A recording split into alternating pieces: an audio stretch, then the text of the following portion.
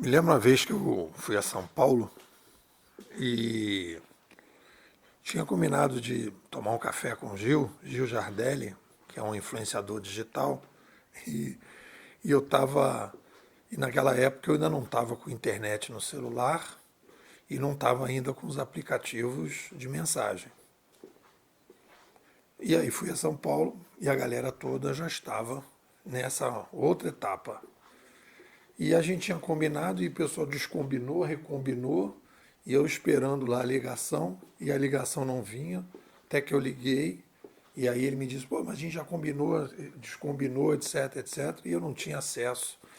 Eu acho que era aquele Messenger, e aí eu falei, cara, eu estou atrasado, e a partir dali que eu vi a necessidade de colocar o internet no celular, botar o Messenger no celular, houve essa dicotomia. E tem uma frase, talvez a frase mais relevante que eu vejo, né, numa obra lá do Gil, é essa aqui que eu vou abrir aspas para ele. Não podemos usar velhos mapas para descobrir novas terras. Vou repetir. Não podemos usar velhos mapas para descobrir novas terras. Aí eu faço aqui embaixo. O artigo de hoje é sobre inovação civilizacional. E aí eu faço aqui embaixo uma interpretação científica dessa frase do Gil Jardelli. Então vamos lá. Novas terras, abre aspas, né? Novas terras significam momentos em que nossos conceitos precisam ser revisados. Então, eu estou indo para um lugar desconhecido. Novas terras, lugar desconhecido. Então, se eu tenho uma análise de cenário, quando as pessoas falam nas palestras, né? A maior empresa de mobilidade não tem nenhum carro. Vou abrir aspas para uma frase bem comum. A maior empresa de mobilidade não tem nenhum carro, que é o caso do Uber, fecha aspas. Eu tenho aí o quê? Uma nova terra. Eu tenho um lugar desconhecido. Porque, pela primeira vez, nós estamos falando de que a maior empresa de hospedagem não tem nenhum quarto de hotel, que é o Airbnb. Então, o que eu tenho nesse momento? Eu tenho novas terras. Eu tenho um fato inédito, desconhecido. Então, o que vai acontecer? Eu preciso fazer um novo mapa. Se isso nunca aconteceu antes, o que eu tenho que dizer e o que eu tenho que assumir é os meus mapas de análise, e aí no caso da inovação organizacional, não previam que era possível uma empresa que não tem nenhum carro ser a maior empresa de mobilidade do mundo. É a mesma coisa do YouTube. Hoje o YouTube tem, na última vez que eu vi, né, tinha 2,2 bilhões de usuários. Então, a maior empresa de produção de vídeos não produz vídeo nenhum. Então, isso é uma nova terra. É um fato inédito, desconhecido. Então, você precisa refazer os mapas. É isso que o Gil Jardelli está dizendo. Você precisa revisar os mapas. O que são os mapas, né? Pô, os mapas são os paradigmas conceituais. Paradigmas conceituais, quando a gente vai para um lugar desconhecido, a gente precisa fazer novos mapas. A gente não pode usar um mapa antigo para fazer isso. Então, a gente precisa rever os paradigmas. E aí, como é que isso repercute, né, no diálogo científico? O diálogo científico tem momentos, isso a gente aprende com Thomas Kuhn, naquele livro Estrutura das Revoluções Científicas, nós temos momentos de normalidade, em que os mapas estão válidos, e momentos de extraordinariedade, em que os mapas precisam ser revistos.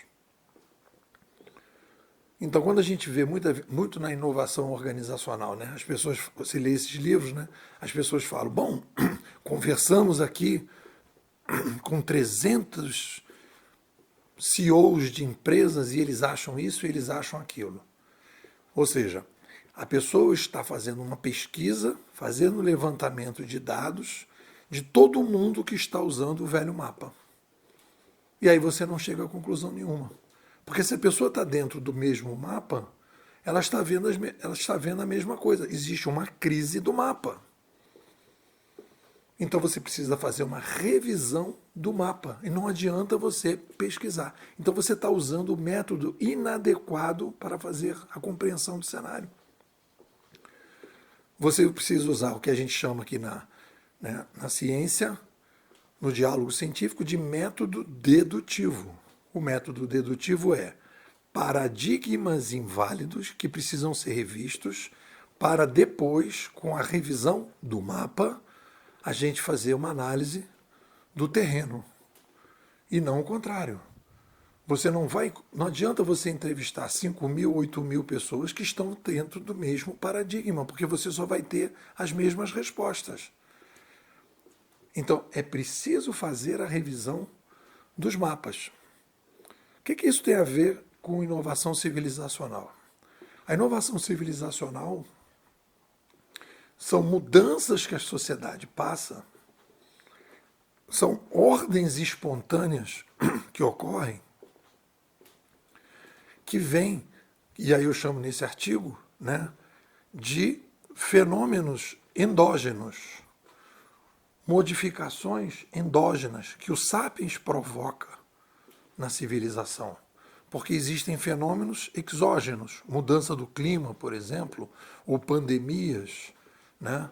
Ou um meteoro que vai cair, são mudanças exógenas, é do planeta para o ser humano.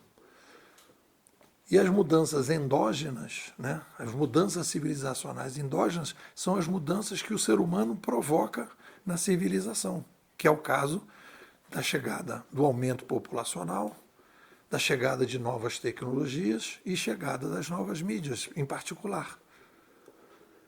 Então você tem uma inovação civilizacional que vai modificando, que vai criando, por exemplo, a curadoria, que permite, né, a curadoria, que é uma análise do que está se falando, né?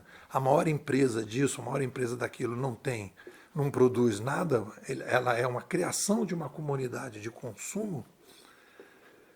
E aí você começa a compreender o que está acontecendo. Então você precisa entender a inovação civilizacional, o movimento da inovação civilizacional que obriga as organizações, os grupos e as pessoas a se alinharem com essas mudanças. São novos mapas para entender novos territórios. É isso. O que vocês dizem? E aí, pessoal, tudo bem?